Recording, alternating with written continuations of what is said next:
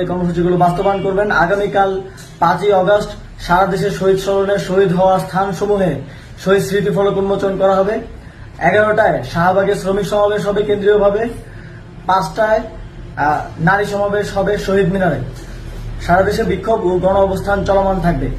6ই August March two Dhaka ঘোষণা করছি। 6ই August মঙ্গলবার সারা দেশে যে যেখানে আছেন সব জায়গা থেকে মিছিল নিয়ে ঢাকার উদ্দেশ্যে রওনা হবেন।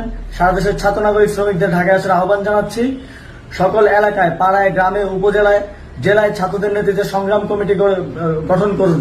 যদি ইন্টারনেট ক্র্যাকডাউন হয়, আমাদের গুম গ্রেফতার খুনও করা হয়, যদি ঘোষণা করার কেউ না থাকে, এক দফা দাবিতে সরকার পতন না হওয়া পর্যন্ত রাজপথ দখলে রাখবেন এবং এই সপ্তাহের যে কর্মসূচির আউটলাইন সেটি আপনারা ফলো করবেন। সারা দেশের প্রত্যেকটি পরিবারের প্রতি আমি আহ্বান জানাতে চাই, আপনার পরিবার থেকে একজন করে হলেও মনে রাখবেন এই আন্দোলন, এই লড়াই